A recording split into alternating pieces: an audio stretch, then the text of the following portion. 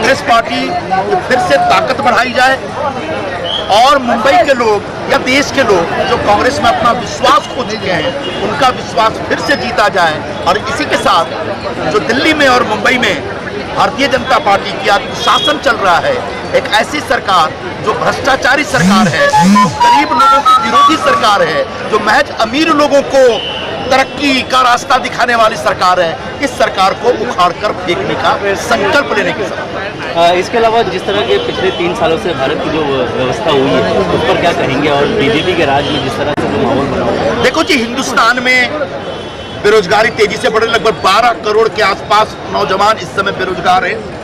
ये भारतीय जनता पार्टी की उपलब्धि है। करोड़ों की संख्या में छोटे छोटे उद्योग बंद हो चुके हैं। दोनों हाथ पीछे। नोटबंदी और जीएसटी का प्रताप है ये। काला धन लेके आएंगे। बाबा पता नहीं कहाँ गायब हो गए आजकल। काला धन आता नहीं, एक पैसा नहीं आया। ऊपर से काला धन वाले लोग छुप करके सरकार के संरक्षण में बाहर भागने लगे। बोले थे पाकिस्तान को डरा दूंगा, चाइना को डरा दूंगा। सुरेश भाई ने बताया 1 साल में 450 बार पाकिस्तानी घुसपैठ करने का प्रयत्न करते हैं हिंदुस्तान में। लगभग 350 से ज़्यादा सैनिक हमारे शहीद हो गए पाकिस्तान की सेना के जवानों के साथ लड़ते लड़ते।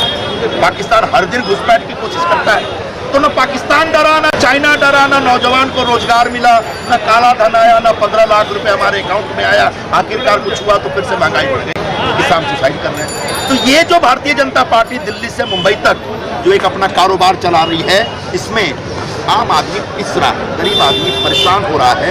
अगर किसी को सुख मिल रहा है तो बड़े बड़े उद्योगपतियों को मिल रहा है। तो बड़े उद्योगपतियों की सरकार है, जिसको राहुल गांधी जी ने कहा था सूट बूट की सरकार। मुंबई की अगर बात करें, आखिरी सवाल पूछेंगे, मुंबई की अगर बात करें तो 2011 तक के जो झोपड़पट्टियाँ हैं उनको लेकर के बैनर लगाए गए हैं, इसको किस तरह से कांग्रेस देखती है? मुझे नहीं समझ में आ रहा। भारतीय जनता पार्टी ने एक तरफ इतने बड़े बड़े बैनर लगाए कि 2011 तक के सारे झोपड़ों को हम रेगुलराइज कर रहे हैं, दूसरी तरफ वो झोपड़े टूट रहे हैं। तो जब झोपड़े में रहने वाले लोगों को आप घर देने वाले तो उनको तोड़ क्यों रहे हैं?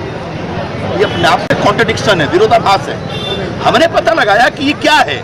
तो प्रधानमंत्री आवास योजना के तहत, जो कि राजीव आवास योजना की नकल है, उसके तहत ये 2011 तक के झोपड़े में जो रहने वाले लोग हैं, खासकर 2000 से लेकर 2011 के 2000 तक के झोपड़े में महाराष्ट्र में रेगुलराइज हुए। तो 2000 से 2011 तक के झोपड़े में रहने वाले जो लोग हैं उनको सरकार 2.5 लाख रुपए देगी और बाकी फ्लैट का खर्चा उनको खुद उठाना पड़ेगा। मतलब आज 25 लाख 30 लाख से कम खर्चे में तो कोई फ्लैट मिलता नहीं। तो एक गरीब जो 25-50 हज़ार में झोपड़ा खरीद के रहता है, उसको अचानक सरकार बोल रही है कि हम तुम्हारा झोपड़ा तोड़ रहे हैं, ये तुम 2.5 लाख रुपए लो और बाकी पैसा दे करके नया फ्लैट खरीदो। उसके बाद बाकी पैसा नहीं आएगा, वो 2.5 लाख लेकर के कहीं और जाकर झोपड़े में।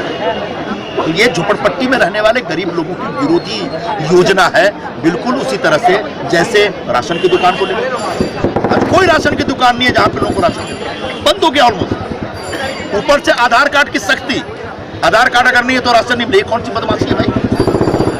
तो एक सरकार बड़ी संवेदनहीनता के साथ काम कर रही है। गरीब की बातें नहीं सुनी जा रही है। जो कमजोर लोग हैं उनका कोई ख्याल रखने वाला नहीं है।